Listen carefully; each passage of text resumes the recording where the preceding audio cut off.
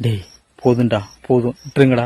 என் செல்லத்தை விட்டுருங்கடா, என் தங்கத்தை விட்டுருங்கடா, என் வைரத்தை விட்டுருங்கடா, என் தளபதியை விட்டுருங்கடா. டேய் விட்டுருங்கடா, போதும்டா. அவரு தாங்க மாட்டாரா இதுக்கு மேல? நீங்க போட்டு திட்டுனதெல்லாம் போதும்டா. போட்டு கமாண்டு கண்டமேனு கிடைக்கிறீங்களாடா, விமர்சனம் கண்ணா அப்படின்னு பண்றீங்கடா. டேய் தாங்க மாட்டாரா அவரு, தாங்க மாட்டாரா, எங்களால தாங்க முடியலடா. போதும், விட்டுருங்க, போதும். டேய் அவரு இறந்து போனவங்களோட குடும்பத்தில் இருக்கிற ஒவ்வொருத்தரோட காலையும் விழுந்து கண்ணீர் விட்டு கதறி துடிச்சு அழுதுட்டாரு. போதுமா, இதுக்கு மேலேயும் அவரை விமர்சனம் பண்ணாதீங்கடா, போதும். சரியா? அந்த சாட்டை துறைமுருகன் ஒரு ஆளு, அந்த ஆளு அப்படித்தான். நாங்க வீடியோ ஆதாரத்தை காட்டினா தான் நம்புவோம், இதெல்லாம் நம்ப மாட்டோம். அப்போ காலில் விழுந்துட்டாருன்னா அப்ப விஜய் தானே காரணம், அதனால தானே அவரு காலில் விழுந்திருக்காருன்னு இப்படி ஒரு கேள்வி கேட்டு சாவடிக்கிறாரு. நீ கேட்கிற கேள்வி எல்லாம் சரியான கேள்விதான். ஆனா நீங்க எப்படி கேட்கலாம்?